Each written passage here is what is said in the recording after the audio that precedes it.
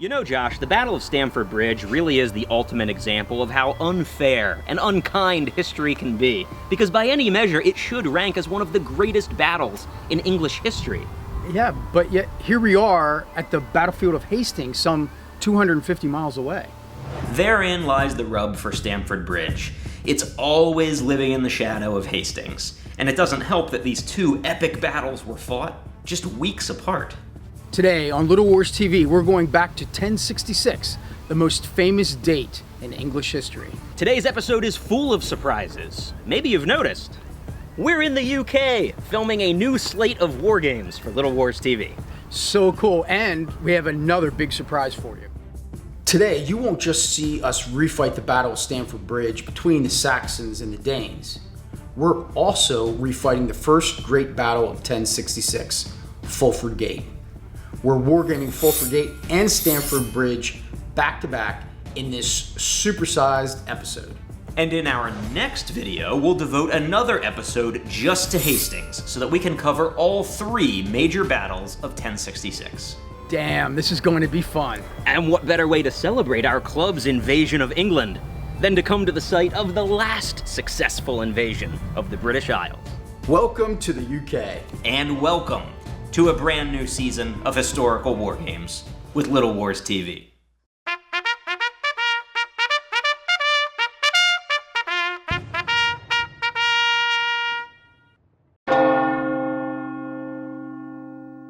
We're going to juice up today's war game with some real stakes. The winner of our 1066 trilogy of linked battles will become an actual, official lord.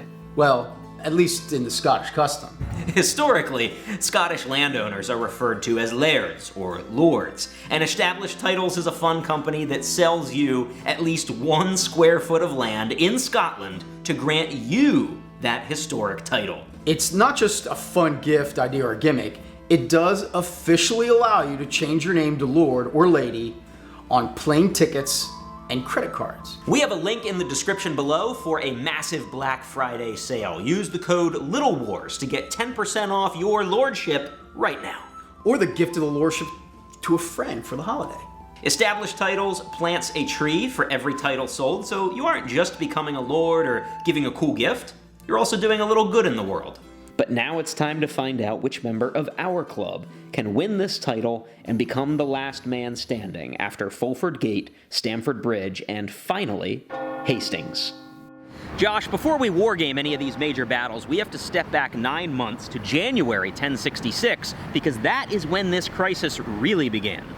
Yeah, the Saxon king who dropped the ball is buried directly behind us at Westminster Abbey. That king, Edward the Confessor. Or as I like to call him, Edward the really bad estate planner. The 1066 is his doing. There's just no question. I'm Kelly DeVries. I'm a professor of history at Loyola University in Maryland and historical consultant at the Royal Armouries in the UK. I'm not a fan of Edward the Confessor. Saint Edward the Confessor. What miracles does he have? Like his bad judgment. He's really an inactive king, and I don't think he was a particularly smart one. This will probably get me banned from England, but I don't think Edward was a particularly smart one. Edward knows. I mean, he's just sick for the year before. He's got, at that point, he could have named Harold heir. There's so many disputes about who's going to rule before this. Edward must have known it was a problem. Of course, maybe he's just sticking the third finger up at everybody and saying, nah, screw you all. Have fun. You'll all remember me as a saint. On January 6th, 1066, Edward the Confessor is laid to rest here in Westminster Abbey, a church that he helped to construct during his own lifetime, and any chance of a peaceful transition of power died with him. Yeah, and the truth is we'll never really know why a childless, sickly king never really properly planned for his succession. No, that is a secret that Edward took to his grave, leaving behind a royal mess that will tear England apart. So Edward dies, and there are 3 people claiming the throne. Those 3 are, at least in their own minds, all heir apparent to Edward. Now, Edward had named Harold. We have to take him as number 1, Harold Godwinson, the Earl of Wessex, the chief earl of the kingdom. the oldest son of the Godwin family that had been chief earls of the kings since the reign of Canute. He was the obvious one, and he is, in fact, shown even in the Bay of Tapestry to have been named by Edward on the deathbed of Edward the Confessor. Harold then is a capable earl in his own right, and we have to remember that. I mean, he loses at Hastings, but he has not lost previously. He's fought a whole campaign against the Welsh in 1063. He's defeated them. He's handled the crisis with the Northumbrians the year after with his brother exile in 1064 and 1065.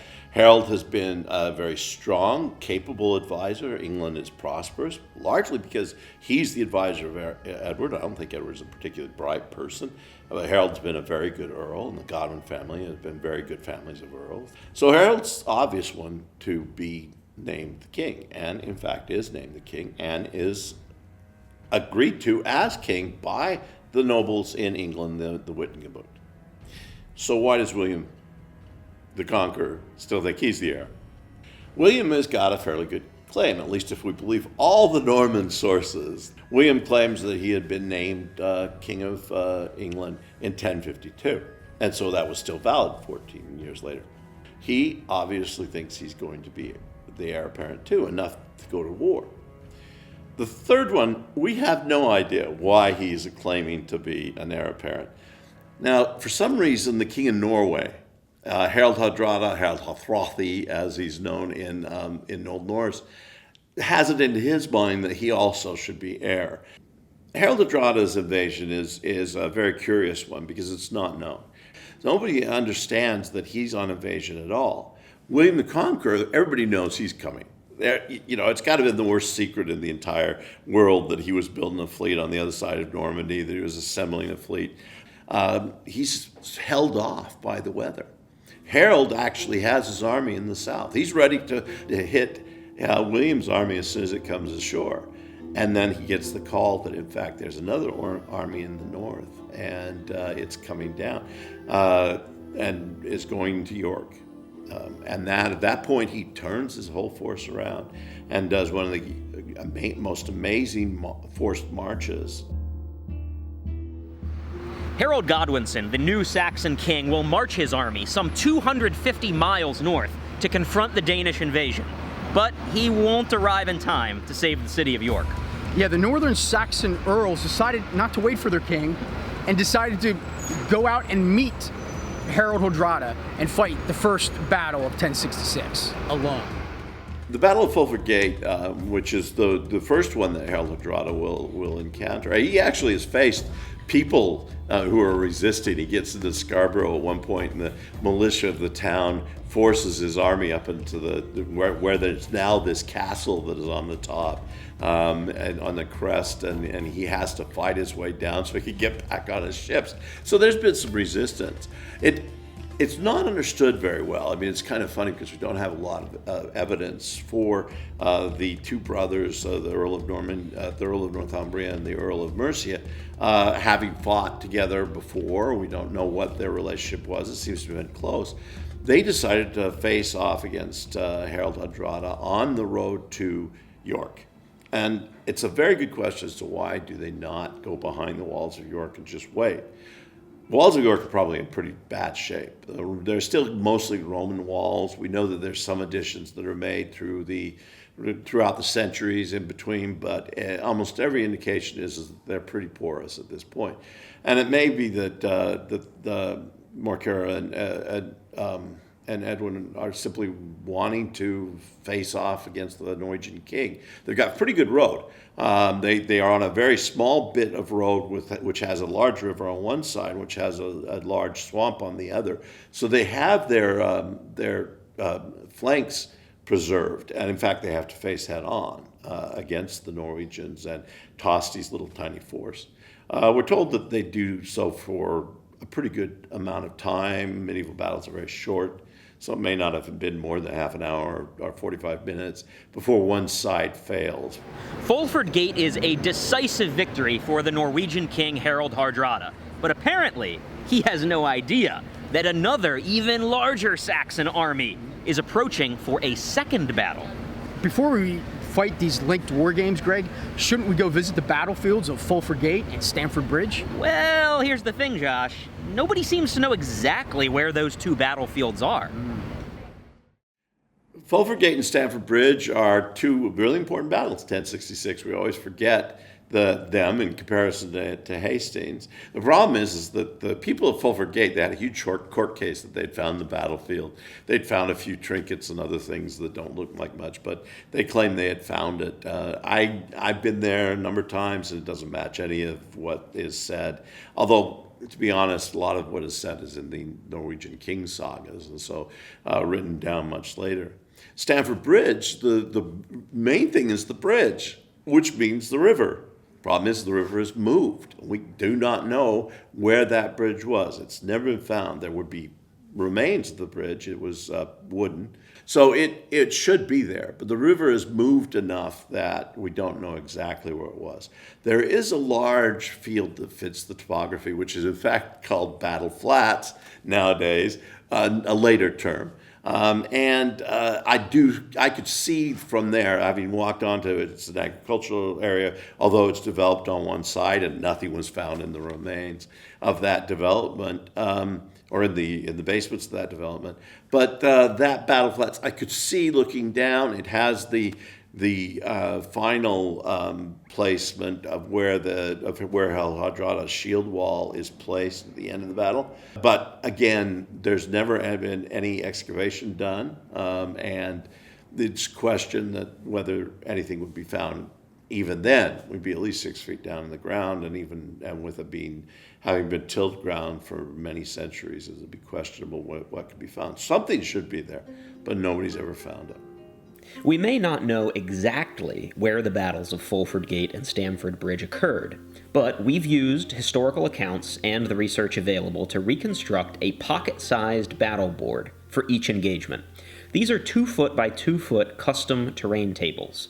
We went small for this project in order to showcase how you can still fight big, famous battles that look great in a small space without needing to paint thousands of miniatures. And our first battle today, Fulford Gate, occurs along the River Ouse south of York. The Saxons are said to have anchored their defensive line, about 5,000 men, along a tidal stream called the Germany Beck. It's a strong defensive position, and the Viking army will have to find a way to break the Saxon line within 12 turns or less. Hi, I'm Josh. I'm playing Harald Hardrada, the King of Burger. No, not the King of Burger, the King of Norway. So I have my forces are broken into two individual vanguards. One starts on the table, Tostig starts on the table, and Harold comes in on turn 2. So in the beginning of the game, I'm a little under strength. And it looks like the Saxons have taken up a really strong defensive position on the other side of the Beck. So I think I'm not going to push hard on turn 1 or turn 2 until I arrive in full force, and then of course I'm going to bash across that stream. Hello everybody, I'm Wyatt playing Earls Edwin at the Battle of Fulford Gate. I will be playing against my father, which will be very, very interesting. So the strategy for the Saxon forces here at the battle are going to be to hold the line as best as possible, and then to send small parties out to kind of tease the enemy. This is going to be really fun because I get to play with my son on the opposite side of the table. The last time he was in a Ludo Wars TV video was way back in the Fallujah episode. He's been exposed to wargaming since he was old enough to be able to read and talk and follow his dad along to the club. So, you know, he's played a lot of war games and he's been raised on war games, so he is not going to be a pushover today. This will be fun for his old man to see if I could teach him a lesson or two. To open the battle, Wyatt adopts a historical deployment, with Earls Edwin and Morcar deployed in a strong line. He'll be facing a larger Viking army, but the Danes are marching up the road to York piecemeal, and they won't all be on the field to start the engagement. Josh begins by bringing up Tostig's vanguard. Tostig, it must be said, was actually an exiled Saxon noble, a brother to the king, So his defection to the Vikings is a fascinating bit of historical drama. The drama on the table right now is whether Wyatt will be tempted to surge across the stream and attack Tostig, while the Vikings are still at a numerical disadvantage. Historically, this is what happened, but Wyatt is a student of history himself, and he doesn't want to take the bait and leave his defensive line. He holds steady, content to fire some arrows into the Viking vanguard, even managing to score 2 early hits. And that's a hit. So I got hit twice right off the bat. I got him at 2 saves. These guys have a armor save of a 2. Oh my. So we'll start with this guy. Fail. This guy. Fail. Lost 2 units right off the bat. To play today's game, we're using Raven Feast, our free Viking Age skirmish rules. In 2 weeks, we'll be releasing a big battle supplement for free. This short PDF download will allow you to refight all the great battles of the Dark Ages with our beginner-friendly Raven Feast system. In fact, all 3 of the scenarios from 1066 are included with the PDF for free as well. Consider it an early Christmas gift from Little Wars TV. Despite his early misfortune, Josh has every reason to be confident. King Harald Hardrada is now on the field with even more troops, including his elite Norwegian Huskarls. Josh sends them to his right flank, extending his frontage to match the Saxon line. All right, I'm setting up my lines. Morcar crossing. This is a surprising decision by Wyatt early in the battle. Earl Morcar leads several Saxon units across the beck, seeking to hit the Viking flank before Hardrada can complete his deployment. It's an aggressive and risky move, exactly the kind of move that Wyatt resisted earlier in the battle when the Viking host was still assembling. And it doesn't take long for Wyatt to reconsider whether he may have stuck his neck out a little too far too soon. The city of Bork will be mine. Just give it up now, son. Breaking shield wall. For better or worse, it's now too late for Wyatt to easily retreat back across the beck. Josh is pressing forward with his entire battle line, pinning the Saxons and forcing battle. The Saxon defense will hold steady. The traitorous bastard Tostig will not step across the river. None will survive. All right, so we have a combat here with Tostig. That's me. Yeah. Now it's Tostig versus and my 2 javelins in your flank. All right, let's do over here. I got 3 attacks, so we're gonna go 1, 2, 3. Miss, miss, miss. 3 misses. Wyatt's brash confidence turns out to be prophetic. Despite being outnumbered and outclassed in troop quality, the Saxon line is holding, and Tostig is unable to force his way across the stream. On the opposite flank, Earl Morcar is also holding his own against the Viking king as well. As the turns continue and casualties mount for both sides, there is one concerning development for the Saxons. Yes, they're holding firm on both wings, but a gap has started to open in the center, where Josh has maintained an uncommitted reserve. A savvy veteran of countless battles, much like his namesake Harald Hardrada, Josh has wisely resisted any temptation to commit his reserve to aid either flank. It's a hard-fought battle. We're pushing them across the beck, but we have lost a lot of men. We only have a few turns left in this game. I have my 2 shield walls on both sides, locked in combat. I just need to win this round, and I will have the victory. With all of the Saxon forces fully engaged, Josh decides the time is right on turn 10 to release his reserve. But has he waited too long? If he fails to break the Saxon army by turn 12, his son Wyatt wins this game by default. With just 2 turns remaining, Josh wheels his spearmen into the Saxon rear to assist Tostig against Earl Edwin along the river.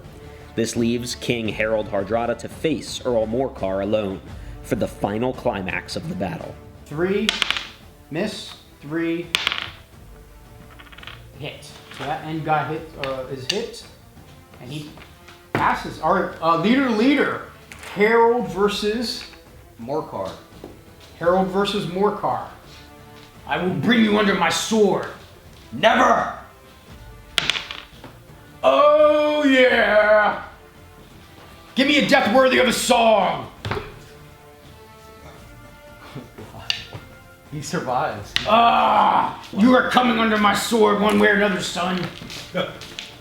In Raven Feast, a death worthy of a song can occur if the attacker rolls a 1 to hit and the defender rolls a 6 to fail his armor save.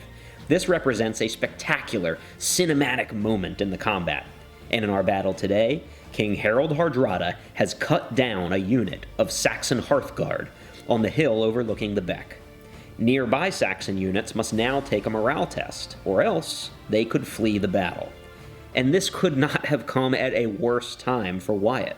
And he is so close to hanging on for the win. The Saxon army is literally 1 unit away from reaching its breakpoint, so he cannot afford to fail any morale test at this pivotal moment. No! That's another death worthy! That's another death worthy! 2 death worthies in this turn! Yes! No! Why are you fleeing? Come back and fight! No! That was a really good game. I wasn't sure I was going to pull it out at the end. It just came down to that. Basically, I broke your army with enough casualties, but you had a really strong defensive position, and you made some key roles there to hold the line throughout the game. Yes, I think the defense strategy and the kind of baiting on the left side on his flanks was well worth it, but in the end, it just wasn't enough. It wasn't enough for the Saxon army. You inflicted a lot of casualties on me, but I made my armor saves at key points, Yes. which was crucial. Yes. But that was a really good tactic for you to come across the river and kind of bait me on my right flank, your left flank, Yes. and really held up my attack. And I think that was a good strategy. But in the end, it was the Hearthguard who lost it for the Saxons. Supposedly our best unit. Well, son, I hope you take some good lessons out of this fight. Indeed. In the post-battle chat, you may have heard Josh mention that his army suffered a lot of casualties. This is particularly relevant because remember, we're playing a series of 3 linked battles. Losses among leaders and elite units like Huskarls will carry over to the next battle, and for Josh, the next battle is Stamford Bridge.